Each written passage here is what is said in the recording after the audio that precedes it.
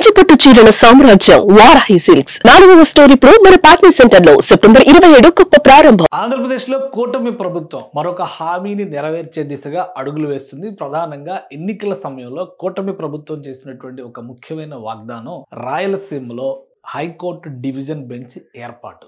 ఆ దిశగా ఇప్పుడు ప్రభుత్వం అడుగులు వేస్తుంది. ఆల్రెడీ దీనికి సంబంధించి జనవరి మాసంలోనే 2025 జనవరి మాసంలోనే కోర్టులకి సంబంధించినటువంటి అభిప్రాయాలు తీసుకునేటువంటి క్రమంలో రాష్ట్రంలో డివిజన్ బెంచ్ ఏర్పాటు పైన ఒక నిర్ణయం తీసుకునే దశగా అడుగులు పడింది. కానీ వివిధ కారణాల వల్ల, కేసుల వలన, రకరకాల అంశాల వలన వెనకబడింది. ఇప్పుడు మరోసారి ఆంధ్రప్రదేశ్ కర్నూలు జిల్లా కలెక్టర్ ఏ సిరి పలు భవనాలని పరిశీలించారు. అంటే ముఖ్యంగా కర్నూలు నగరానికి సమీపంలో ఉన్నటువంటి ప్రాంతాలు. ఎందుకు జరిగింది ఈ అన్వేషణ అనేది కూడా ఒకసారి మనం విశ్లేషిద్దాం. ఇది గవర్నమెంట్ ఆఫ్ ఆంధ్రప్రదేశ్ ఆ రోజు ఇచ్చినటువంటి ఒక letter. Government of Andhra Pradesh Kurnool collector కి ఇచ్చినటువంటి మార్గదర్శకం.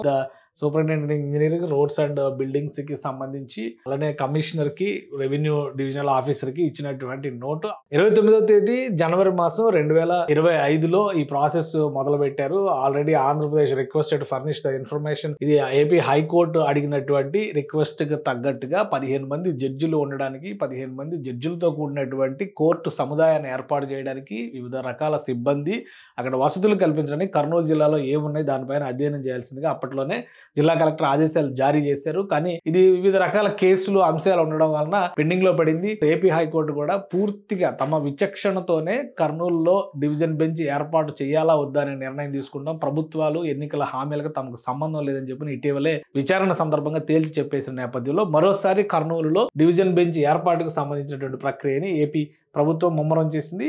కర్నూలులో ఉన్నటువంటి వివిధ ప్రాంతాలు, ముఖ్యంగా ప్రతిభా పాఠశాల, అలానే వొకేషనల్ కాలేజ్ ప్రాంగణాల్లో ఉన్నటువంటి భవన సముదాయాల్ని కలెక్టర్ 2 రోజుల క్రితం సందర్శించారు, పరిశీలించారు. సో ఇక్కడ ఉన్నటువంటి ఈ వసతుల్ని, వనరుల్ని హైకోర్టు డివిజన్ బెంచ్ ఏర్పాటుకి ఎంతవరకు ఇవి పనికొస్తాయి పరిశీలించడం కోసం నేరుగా కలెక్టరే రంగంలోకి దిగారు. ఇటీవల ట్రాన్స్ఫర్ అయిన తర్వాత బాధ్యతలో తీసుకున్నారు. సో ఫస్ట్ టాస్క్ గా దీన్ని మనం చూడొచ్చు. కళాశాల భవనాలకు సంబంధించినటువంటి స్పేసు, దాని బ్లూ ప్రింట్, ఇవన్నీ కూడా అధ్యయనం చేశారు. కానీ కర్నూలు నగర శివారులో ఉన్నటువంటి ఈ భవనాల కంటే కూడా మరొకసారి ఈరోజు తాజాగా అధ్యయనం జరిపారు. రాగమయ్యి గ్రీన్ హిల్స్ పేరుతో నిర్మాణాలు జరుగుతున్నాయి కర్నూలు శివారుల్లో. ముఖ్యంగా లొకేషన్ పరంగా చూస్తే ఏంటంటే అది కర్నూలు నుంచి ఓర్వకల్లు. ఓర్వకల్లు అంటే మనం ఆల్రెడీ వింటూనే ఉన్నాం. ఇది కర్నూలు పట్టణానికి సంబంధించినటువంటి దృశ్యం అయితే ఓర్వకల్లు కర్నూలుకి, ఇది కర్నూలు నగరానికి సంబంధించినటువంటి స్పేస్ కింద మనం చూస్తే కనుక ఓర్వకల్లు దీనికి శివారుల్లో ఉన్నటువంటి ప్రాంతం. అలానే ఓర్వకల్లు నుంచి ప్రత్యేకమైనటువంటి వసతులు కల్పించే బాధ్యతను కూడా రాష్ట్ర ప్రభుత్వం ఇక్కడ జాగ్రత్త తీసుకుంటుంది. ఎందుకంటే ఇక్కడ డ్రోన్ సిటీ అనేటువంటి ఒక ప్రణాళికని, ఒక స్పెషల్ ఇండస్ట్రియల్ కారిడార్ జోన్, అంటే హైదరాబాద్ బెంగళూరు హైవేని ఆనుకుని అక్కడ ఒక ఇండస్ట్రియల్ కారిడార్ని డెవలప్ చేసేటువంటి ప్రయత్నాల్లో ఉంది. కర్నూలు పట్టణానికి దాదాపు 30 కిలోమీటర్ల డిస్టెన్స్లో ఈ ఓర్వకల్లు ఉంటుంది. ఈ మార్గంలోనే ఇప్పుడు ఇక్కడ మనం ఒకటి గమనిస్తే కనుక ఉయ్యాలవాడ నరసింహారెడ్డి, కర్నూలు ఎయిర్పోర్ట్ అనమాట. ఉయ్యాలవాడ నరసింహారెడ్డి ఎయిర్పోర్ట్ అనేది ఇక్కడ ఏర్పాటైంది, ఈ ప్రాంతంలోనే ఉంది. అంటే ఎయిర్పోర్ట్ యాక్సెస్ కూడా చాలా దగ్గరగా ఉంటుంది. ఇండస్ట్రియల్ యాక్టివిటీస్ ఇవన్నీ జరుగుతున్నటువంటి నేపథ్యంలో ఈ ప్రాంతంలో ఎక్కువ యాక్టివిటీ జరుగుతుంది అనేటువంటి అభిప్రాయం ఉంది.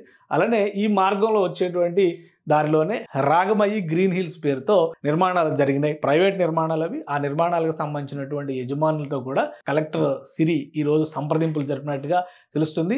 ఒకవేళ 15 మంది జడ్జిలతో కూడినటువంటి డివిజన్ బెంచ్ ఏర్పాటు చేస్తే ఆ భవన సముదాయాన్ని కోర్టుకి కావాల్సినటువంటి భవనాల కింద ఉపయోగించడంతో పాటు రెసిడెన్షియల్ స్పేస్ ను కూడా అక్కడ ఫిల్ చేయడానికి అవకాశం ఉంటుంది అనేటువంటి అభిప్రాయం వస్తుంది. సో ఇవన్నింటిని పరిశీలించిన తర్వాత ఒక నివేదికని రాష్ట్ర ప్రభుత్వానికి సమర్పిస్తారు. అది ఆంధ్రప్రదేశ్ హైకోర్టు పరిశీలిస్తుంది.